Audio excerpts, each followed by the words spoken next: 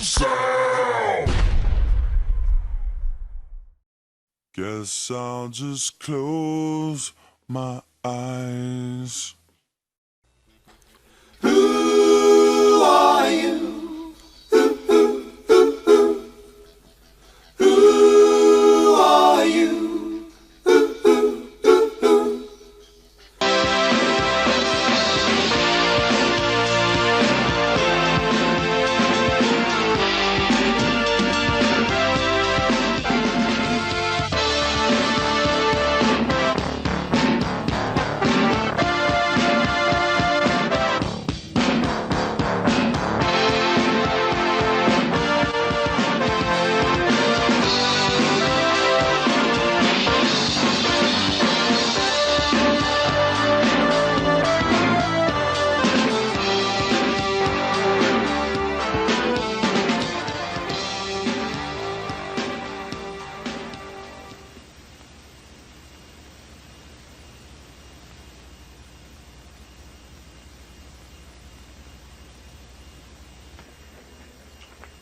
Ladies and gentlemen, we have a distinct pleasure this evening, or afternoon, of having with us I feel one of the most exciting and interesting scholars that we have available to us. Zechariah Sitchin was born in Russia and raised in Palestine, where he acquired a profound knowledge of modern and ancient Hebrew, other Semitic and European languages, the Old Testament, and the history of archaeology of the Near East. He attended the London School of Economics and graduated from the University of London, majoring in economic history, a leading journalist and editor in Israel for many years. He is a member of the Israeli Exploration Society, the American Oriental Society, the Middle East Studies Association of North America, and he's here today. His 4 books to date, under the overall title of the Earth Chronicles, have been widely published and republished in both hardcover and paperback editions, and widely translated into many languages, including German and French, Spanish, Portuguese, Italian, Dutch, Swedish, and Japanese. The scientific advances since the publication of the first book, The 12th Planet, in 1976, have confirmed many of the innovative and pioneering theories and conclusions of Sitchin's books, attesting to the accuracy of Sumerian knowledge 6,000 years ago. The first book was followed in 1980 by The Stairway to Heaven, and in 1985 by The Wars of Gods and Men. Book 4 of this series was just published February 1990, and it's called The Last Chronicles. Lost Chronicles. Lost Realms, I'm sorry. Encompassing the ancient events and civilizations of the Americas. I'd like to welcome Zechariah Sitchin.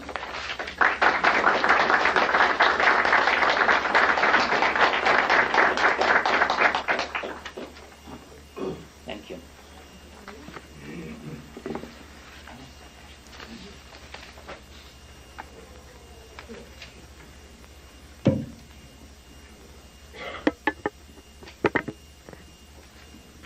Speak a little louder than if we can hear you. Okay, good afternoon. First, let me just hold up the 4 books to convince you that I deal with facts and not with fiction. There are 4 books.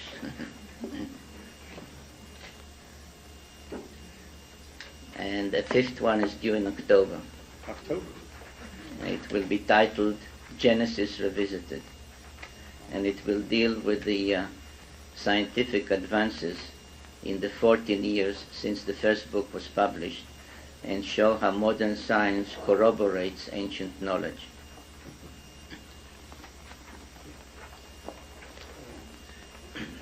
I assume that many of you have, if not all, have read one or more of my books. Have you?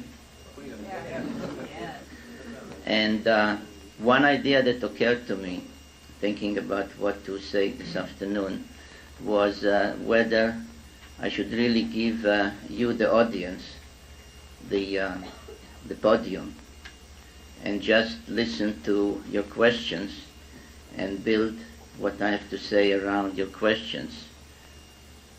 Is that a good idea? You have my attention. No. You'd rather hear me talk. Well, I assume, having said hello or been approached by some of you since I've arrived here, I assume that each one of you had some point in his life, his or her life, where an event or a thought or an occurrence or hearing something or seeing something made you interested in the general or overall subject of this conference, whether we call it UFOs or extraterrestrials or ancient astronauts or other phenomena.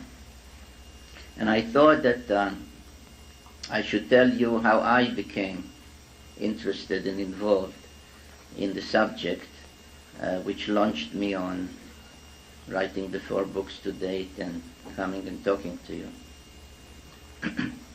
And it goes back to my school days. I was born, as you heard, in Russia, but I grew up in what was then Palestine, and was privileged to study, to learn the Bible, the Old Testament, in its original language, Hebrew.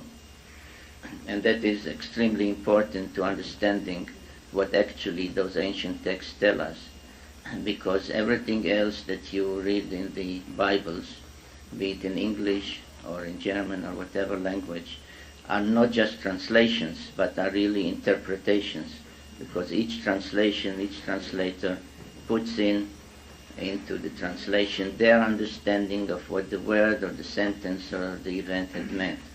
And as a matter of fact, if you compare, even in English, various editions of the Bible, you will see that in many respects they don't agree with each other.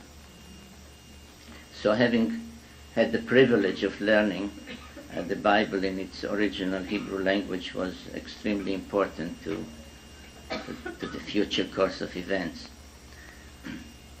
Now, we began with the book of Genesis and reached chapter 6. I don't recall how old I was then, but maybe 8 or 9 years old. And we reached the story of the deluge, the great flood, and the story of Noah and the flood and what happened is preceded in that chapter of Genesis with several very enigmatic verses that somehow don't belong to the rest of the story of Noah and the ark, and that are evidently some kind of remnant from some longer story or another chapter that was lost or omitted somewhere and so on. And these enigmatic verses begin with a statement that many a preacher has used on Sundays, because it is known as the verse that says that those were the days just before the deluge, when there were giants on the earth, or upon the earth.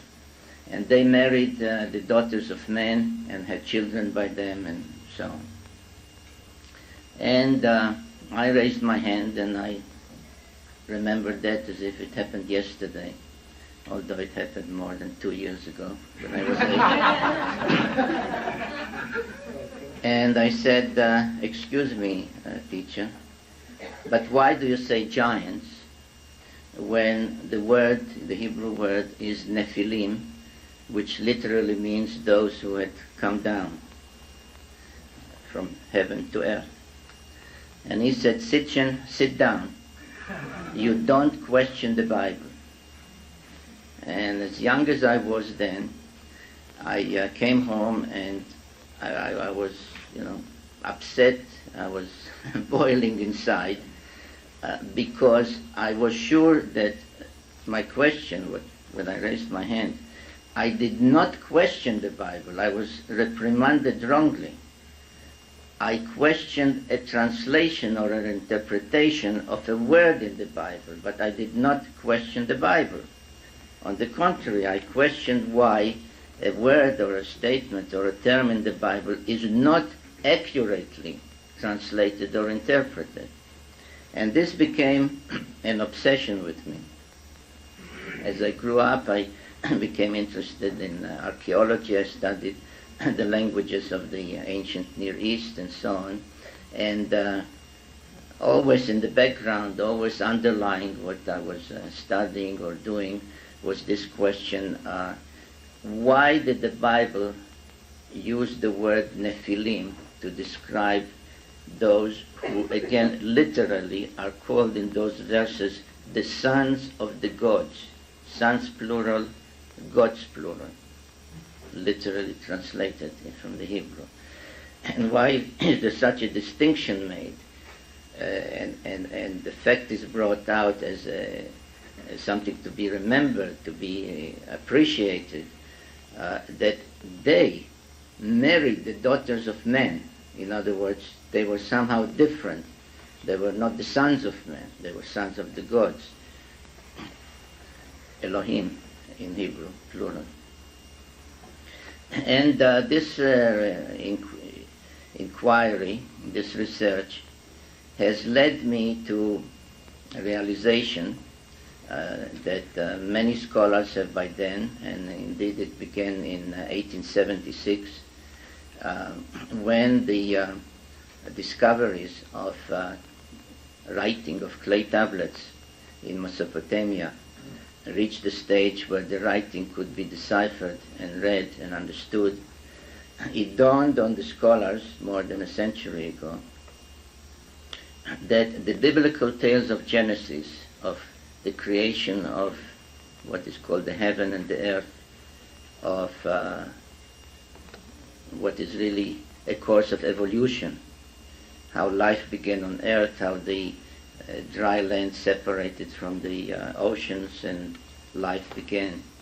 That the story of how the Adam, which literally means the earthling, not Adam, but the Adam, was created.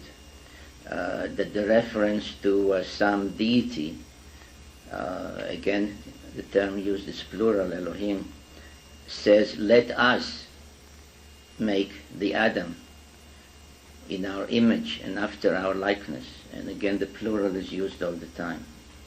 That the story of the deluge and the story of the Garden of Eden and of the Tower of Babel, that all these tales are really, in the Bible, in the book of Genesis, are really abbreviated, even edited versions of much longer tales, written down for the first time in a country, in a land called Sumer, in the correct spelling and pronunciation, Shumer, which meant land of the guardians, in southern Mesopotamia, which is today's Iraq. And it was realized that a civilization, the first known civilization, a very high civilization, had suddenly blossomed out in that area. And the scholars use words to the effect that suddenly, unexpectedly, out of nowhere, and so on and so forth, there's blossomed out a civilization that really had everything that we would consider a prerequisite or a symbol or an aspect of a high modern civilization. And in this sheet, which I think most of you have, rather than show slides, I've reproduced some of the illustrations of actual archaeological artifacts discovered and of actual ancient pictorial depictions. And the one marked A is that of a Sumerian lady, and that takes us back almost 5,000 years. And you can see her elegant dress, her demeanor, her nobility, if you want, and I am sure she could compete in dress and demeanor with any elegant lady today, and that is 5,000 years ago. The one marked B is of another Sumerian lady, and I chose it to show the elaborate hairdo. And if we could go back again some 5,000-6,000 years, I'm sure many of the ladies here would want to know the name of her hairdresser.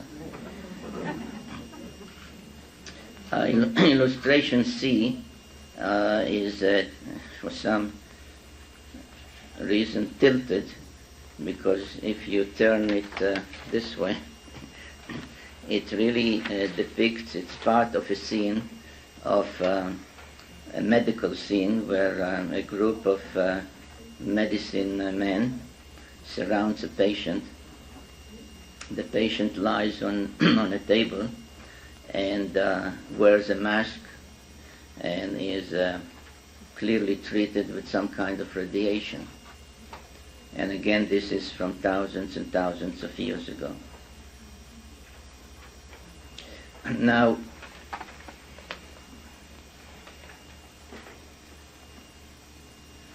the Sumerians can be credited with virtually every first in human civilization that we can think of, whether it's the use of the wheel, whether it's high-rise construction, whether it's the use of the brick, whether it's metallurgy, whether it's knowledge of chemistry, medicine we have covered, whether it's the concept of laws, the concept of courts, of justices, even of juries, the concept of a king, of a parliament, or an advisory council.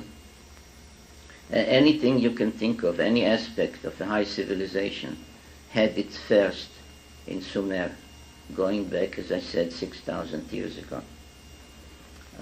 Mathematics, the beginning or the first calendar. As a matter of fact, as I've not necessarily mentioned in the books, but in some articles, the concept of a calendar, of a year divided into 12 months, of a lunar month, of a solar year, not only goes back to Sumer, but one calendar still in use, and that's the Hebrew calendar, is exactly the Sumerian calendar, and the count of years in the Hebrew calendar goes back to the year 1 of the Sumerian calendar, so that is still in use today. So all these aspects of a high civilization began in Sumer, again suddenly, unexpectedly, out of nowhere. And among the thousands or tens of thousands of clay tablets discovered there, and if you'll excuse me, and the cameraman will excuse me a minute, I want to show you something.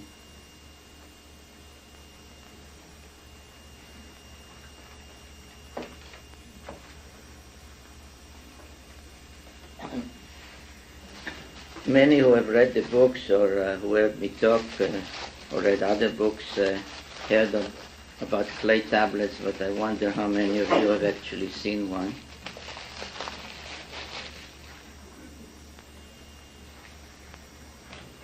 And this is a typical one. The size was such that it could be held in the palm of the hand of the scribe. It was soft clay, not entirely wet, but soft enough to make on it symbols with a stylus in writing that has come to be called cuneiform. And the scribe would have the stylus and would make these symbols. And when this clay tablet dried, or if it was a very important document, it was fire dried, it became a permanent record of the document or the tale or the text, whatever was written on the tablet. And I've once observed that people say, well, that's a very primitive way of recording or of writing or of keeping things, writing them down. And I say, well, I'm being taped, I'm being videotaped. Would you think that those tapes would still be readable or available in 6,000 years from now? But this is. So, who was primitive and who isn't is debatable. And there are many depictions, and many of them, a small part, but many are reproduced in my books, and the question is, how were they obtained? Now, the Sumerians were the first to invent the rotary press. They took a stone, a very hard stone, mostly a semi-precious stone, and engraved on it what they wanted to depict in reverse, as a negative. And then they rolled it on wet clay again, so that the positive image became imprinted and was again preserved the way these tablets were preserved. So this is an example of one. This happens to be in silver. So they had nothing that we didn't have, in a way. Now, one of the most amazing aspects of Sumerian civilization was their knowledge of astronomy. Indeed, every aspect of modern astronomy, the basis of modern astronomy, which is the concept of a celestial sphere surrounding the Earth, of a circle with 360 degrees, of a zenith, of a horizon, anything you can think of, including, of course, the division of the heavens into 12 houses of the zodiac, though most people, if asked, I'm sure, would say the Greeks began it. Not so. The Sumerians did about 3,000 years before the Greeks. Every aspect of modern astronomy was known and was devised by the Sumerians. Literally thousands of tablets dealing with astronomy were found, and in the basements of most major museums in the world there are tens of thousands of tablets that have not yet been deciphered because there's simply not the manpower or the people who know enough to read and understand. I'm, for example, one of 200 people who can read the Sumerian writing, 200 people in the whole world. So there are tens of thousands of tablets yet to be read, deciphered, transliterated, translated, and it's a very tedious process. But among those that were dealing with astronomy, there were many that, for example, list stars, list constellations. Virtually every constellation that can be seen in the northern skies today was listed by the Sumerians. Some tablets give distances between the planets, extremely accurate distances between the planets. And the question is not only how could the Sumerians know that or measure those distances, but I ask the other, perhaps more logical question is, what for? What did they need to know the distances between the planets if they lived in some corner of the earth called Mesopotamia? And they dealt at length with our own solar system. And they kept insisting that the family of the sun has 12 members. And they listed the sun, the moon, and 10 planets. Now we know today about 9 planets, starting from near the sun, Mercury, then Venus, then Earth, and so on, and ending with Pluto. We know about 9, bearing in mind that Pluto was discovered only about 60 years ago. Until 1930, Pluto was unknown. And if you would ask a gathering then how many planets are there, you will be told 8. But they insisted that besides the sun and the moon, there are 10 planets.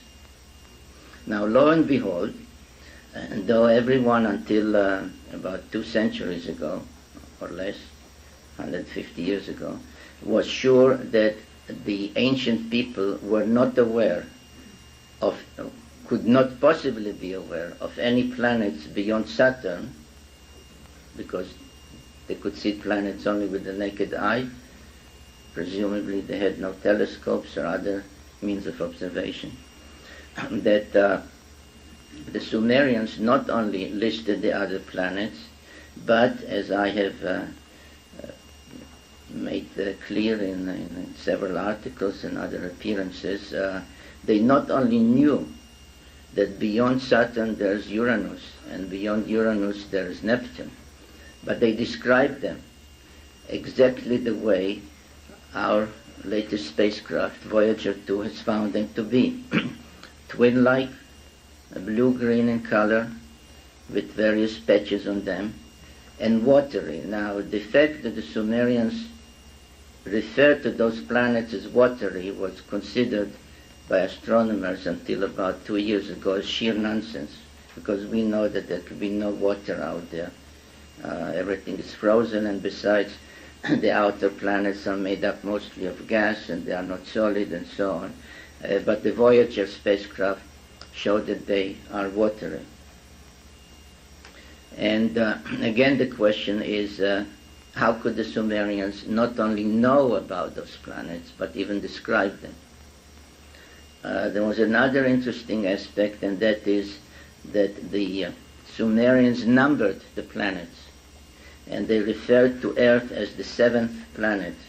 Now we consider it the 3rd because we say, starting from the sun, there's Mercury, Venus, and then Earth. But they said, no, Earth is the 7th planet. And thinking about that fact too, it occurred to me that only somebody who is coming from the outside in would call Earth the 7th planet, because Pluto would be planet 1 and so on. Mars would be the 6th and Earth would be the 7th. And then it turned out that the Sumerians said there's this planet and that planet and so on. And there's one more planet, the 12th member of the solar system, which they called Nibiru, meaning planet of the crossing. And its symbol was the cross.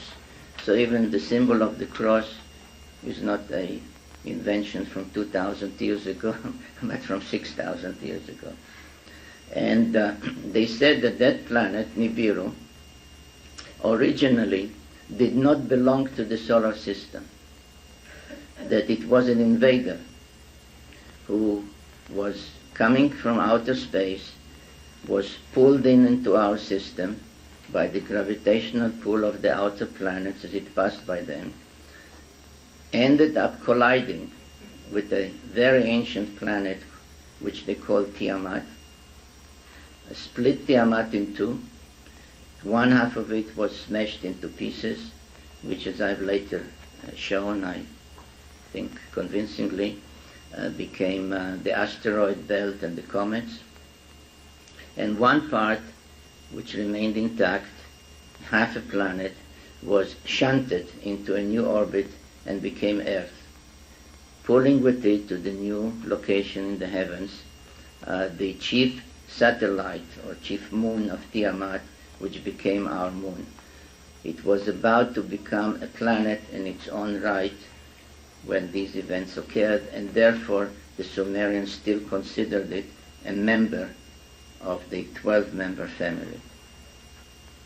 And the question was then, which of our known planets is Nibiru? Scholars who have come up and read and deciphered and explained those ancient astronomical texts, and I must say that they were scholarly geniuses, because they combined both outstanding knowledge of astronomy with knowledge of Sumerian and other ancient languages, and the ability to read and understand those ancient tablets. Some said, well, the way it's described, its location in the skies, when it's seen from Earth, it must be Jupiter. And when it is in that position, then others said, well, it's probably Mars. And those who said it's Mars were called, idiots by the others, because how can you say it's Mars when it's obviously Jupiter? And the others called names the others because it couldn't be Jupiter, it's obviously Mars. And I was stuck in between, and for almost a year I made no progress on my first book, because I said to myself, what or where is Nibiru? And then I must tell you, since I think this audience will appreciate it, one evening, very frustrated, I went to sleep, and I said out loud to whoever, and I said, Nephilim, those were the guys on account of whom I was reprimanded at school. I say, if you exist, please tell me, what is Nibiru? And I woke up in the middle of the night with the answer. It is one more planet that, when it comes to our neighborhood, passes between Mars and Jupiter. And then everything from that morning on fell into place. And I realized that the texts tell us that it is a planet with a vast elliptical orbit lasting 3,600 years, arriving between Mars and Jupiter, which means near us, every 3,600 years, at which time there are comings and goings between their planet and our planet. Now, I'll jump ahead a little and tell you that astronomers in the last few years agree with the Sumerians and with me that there is one more planet in our solar system. They refer to it as planet X. X meaning the unknown planet, and X meaning 10, because not counting the sun and the moon, there is the number of planets is 10, so we know of 9, there's one more. And they have more or less pinpointed its location in the heavens. There's reason to believe that in some ways they have confirmed its existence, although they don't have yet photographs of it. And if and when, or rather when, this fact is acknowledged, and there is no great eagerness to acknowledge it. Because, and then by the way, all the astronomers who are dealing with it are very well aware of my writings and what the Sumerians have said, and we exchange letters and telephone calls and so on. So what I'm saying may be news to you, but not to them. Because when in 1930 Pluto was discovered, it was a very exciting event, and astronomers were enthused. Textbooks had to be changed, but it really made no difference to the man in the street, to me, to you, Okay, so Neptune is not the last planet out. There's one more called Pluto, or named Pluto. But the astronomers today realize that if they confirm the existence of one more planet beyond Pluto, they not only confirm Sumerian knowledge of the complete makeup of the solar system and the fact that there is one more planet out there, but they then have to deal with the other issues that run more or less in the following circle. If the Sumerians were right about the makeup of the solar system, how could they know that?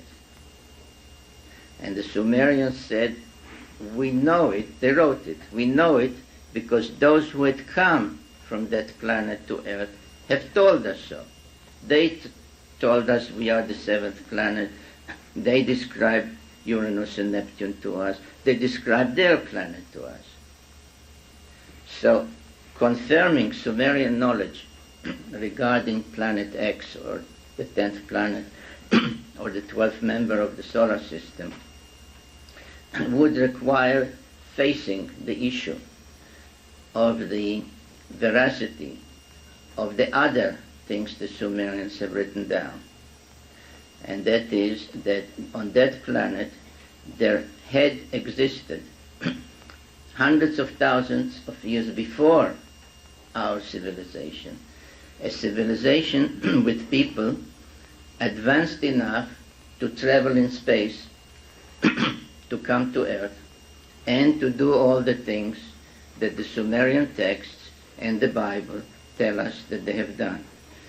If you go on and look at the sheet that I gave you, they, for example, depicted some of those whom the Bible called Nephilim, and whom the Sumerians called Anunnaki, which literally meant those who from heaven to earth came, which is the same as the Hebrew Nephilim.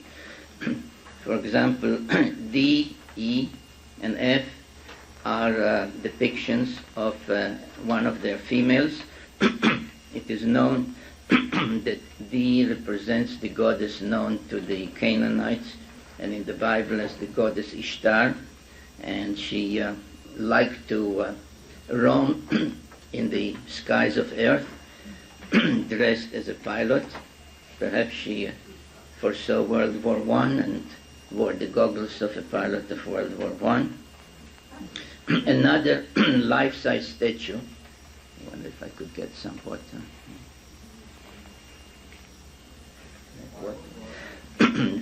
The E and F are a life-size statue found on the Euphrates River in the site called Mari, and you can see that this so-called goddess is wearing a kind of a helmet with earphones and has a hose for perhaps breathing support purposes. Those who piloted the spaceships had for official occasions, wore a dress that made them look like eagles with artificial wings.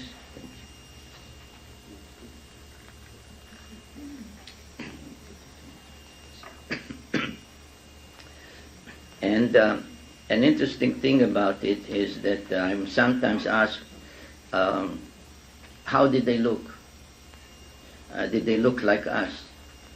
And I say, absolutely no. We look like them. And because they made us in their image and after their likeness. And as you can see, thank you, they really look like us because we look like them. And there are various depictions of the eagles. L is an imprint of a cylinder seal, which shows on the upper left-hand corner the complete solar system, which is the sketch M, and you can see by comparing it to our knowledge of a solar system, the N. It has all the planets we know about, plus one more between Mars and Jupiter. I mentioned that the planet Nibiru was depicted, its symbol was the cross, and I have here a few depictions of how it was symbolized with the cross. And the O is an illustration of its vast elliptical orbit. And I also have here under K a copy of a depiction from an Egyptian tomb, the tomb of the governor of the Sinai, which shows a spacecraft, a missile, underground with its module above the ground, where you can see palm trees and giraffes. Now, some of you should have another sheet which, out of the goodness of my heart, I gave out without keeping a copy for myself.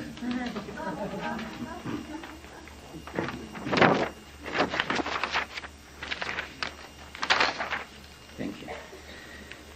And that perhaps is to illustrate to you the link between the Sumerians, the biblical tales of Genesis, and what happened in great antiquity, in ancient times, and the principal subject of this conference, which is UFOs. I'm not a UFO expert in the current or modern sense of the word. I've never seen a UFO. I've never been abducted. As a matter of fact, I don't think that UFOs exist. Because UFO stands for unidentified flying objects, and I don't think there's such a thing. You may think, or you may be unable to identify them, but those who operate them or send them, they know what they are.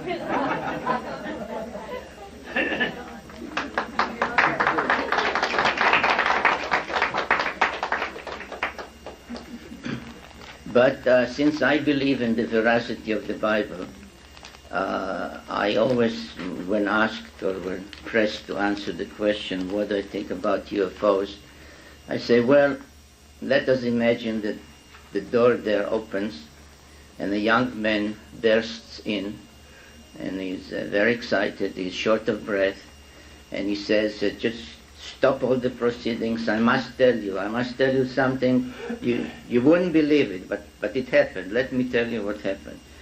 And he says that he was hiking from Trenton to Philadelphia, and he got tired, it got dark, and he lay down to sleep in the field. And as he was sleeping in the middle of the night, he was suddenly awakened, not by noises, but by very bright lights. And he looked up, and he saw some kind of a flying saucer, let's call it, hovering. The doorway was open. He could see light inside.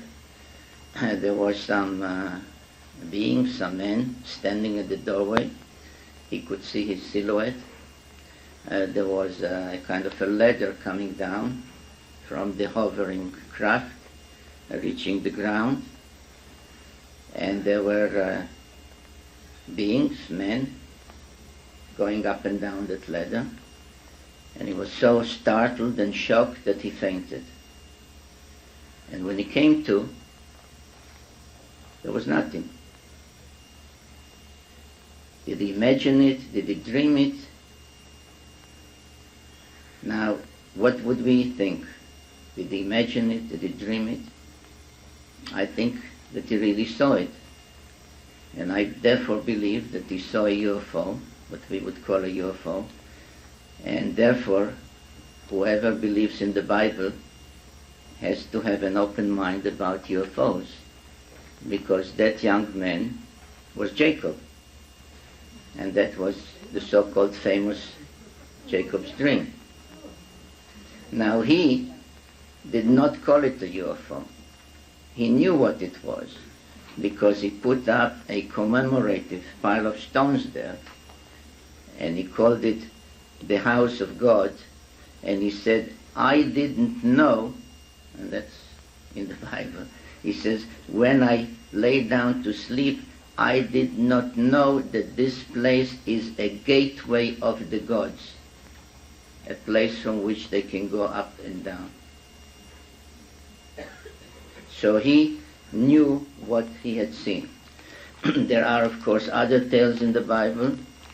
There is the tale about the prophet Elijah, who was taken up to heaven in a fiery chariot. And I therefore draw your attention to some of the ancient depictions of divine beings, gods, astronauts, whatever you want to call them, in what I would prefer to call flying saucers. I frankly like that old name much better than UFOs because it describes what people see rather than say, you can kill me, but I don't know what it is. And I put a caption under the one at the bottom because, as you can see, it depicts this being definitely in the skies among the clouds in a kind of a flying saucer or a disc with flames coming out of it. Now, there were all kinds of flying vehicles seen in those ancient days. One depiction, all these are ancient depictions, none of them are my own drawings. You can see on the upper left-hand side a rocket-like vehicle in the skies with flames coming out of its tail, which was launched from the ancient Cape Canaveral, located in the Sinai Peninsula. There were what we would call helicopter-like or vertical takeoff vehicles that could fly and then land with extended legs. And these two, with the bulbous ones, with the extended legs and with the eye-like openings or light fixtures, I don't know exactly what they were found, drawn, painted on a wall, like in a mural, part of a mural, in a place called Tel Gasul, which is on the east side of the Jordan River, exactly where, according to the Bible, the prophet Elijah was taken up to heaven. Now, whether these were the kind of vehicles that took him up, we can speculate, but that's where these drawings were found. Now, as a matter of fact, the people in antiquity had idols made that are called by scholars eye idols, and I have reproduced here some of them. You can see they were all with some kind of a conical shaped head and with very prominent eyes. There were also other statuettes, which I show in the center on the right-hand side, the whole body, again with this conical head and funny eyes. And I think that these ancient depictions, not only of the different kinds of spacecraft or UFOs or flying objects that the ancient peoples have observed, but also of the so-called idols. I have looked through many UFO books on UFOs for some clear drawings of the spacecraft or of the beings that supposedly occupy or man them. And I must tell you that the clearest ones I found are in the ancient sources and not in modern depictions. I think my friend Antonio Hunus, who's out there in the back and who spoke yesterday, uses some of these illustrations from ancient times to illustrate his lectures about UFOs today. And I think that when one asks himself, what really is this UFO phenomenon today?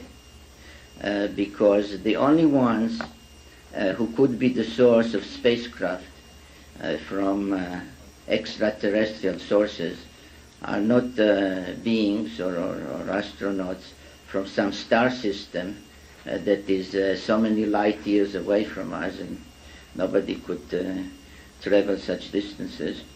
But are they Nephilim or the Anunnaki from our own solar system on a planet that is well on its way back to us? But as we have seen before, they don't look like that. And I therefore suggest, I have no evidence for it, but I suggest that what really people who say they see those UFOs and their occupants, if it's true, then what they see are really robots, androids, humanoids, who are used as scouts to man scout ships in advance of and ahead of the day when that planet would be again in our vicinity, and when the Anunnaki Nephilim themselves would come again and fulfilling the prophecy about Messianic times, or in the New Testament about the return of the kingdom of heaven to earth. Thank you.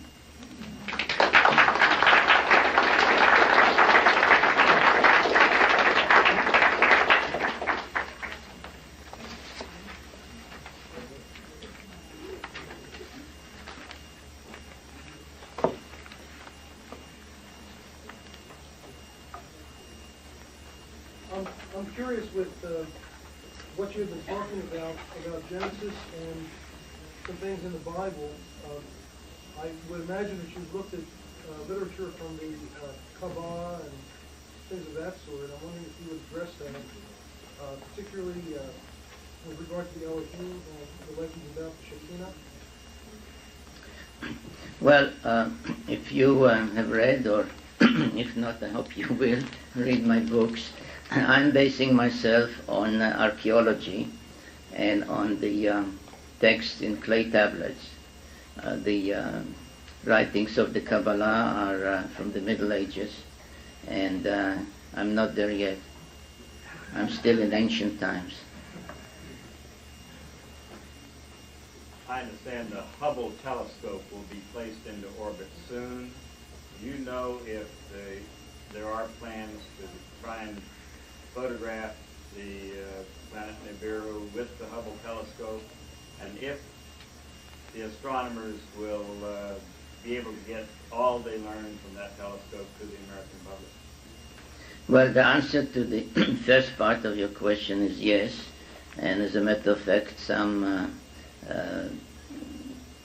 of those dealing with the pinpointing and photographing of what they call Planet X are not waiting for the Hubble telescope because of the delays in launching it.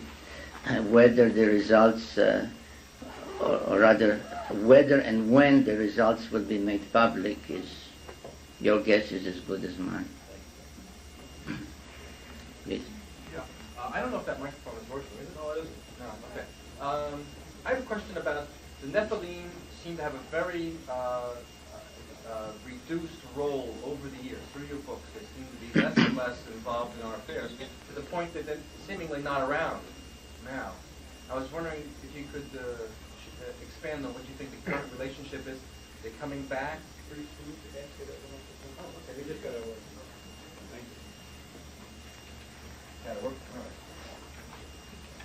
right. At the risk of repeating myself, it's my understanding from your books that the role of the Nephilim in our lives, of Homo sapiens, has been gradually reduced over the years in terms of overt control, switching over to a more covert control, to the point where seemingly they're not around at all. But you're talking about they're coming back, and I think it's like 1,600 years. the next flyby is expected? I didn't say that. Oh, okay, but I'm just trying to do my own arithmetic in terms of the last time it came by. I was just wondering what your speculation is on the current relationship between the Nephilim and Homo sapiens. Well, I think you really, by describing a factual situation, you answered your own question. At the very beginning, when they brought us into being through genetic manipulation, they created servants or slaves, really, to work in the gold mines and then to serve them in other ways. That has changed as a result or in the aftermath of the deluge, the great flood, when they made mankind more or less a partner to being and living and staying on this earth. Each turn, each 3,600 years, in the past they gave us more civilization. If you follow the advent of human civilization through Paleolithic and Mesolithic and Neolithic and domestication and so on, the intervals are always 3,600 years. And obviously each time they decided, with the exception of the attempt to wipe us off the face of the earth during the deluge, but after that they decided that we merit more knowledge, more civilization, and in a way to be more on our own. What they did the last time around, whether they left entirely and whether any of them may have stayed here, or what kind of relationship they established with all of mankind or with some of mankind, are very complex subjects. Not only that they require more study of available documents, but they lead to very serious theological and other problems, and therefore I have left the discussion of what I think happened and what will happen to the last book in the series, because it is then that I will be stoned, not from drinking, but stoned. So, When can we expect that book? well, when do you think I'll be stoned? It'll come. Yeah, thank you. But it's a very, very thorough question.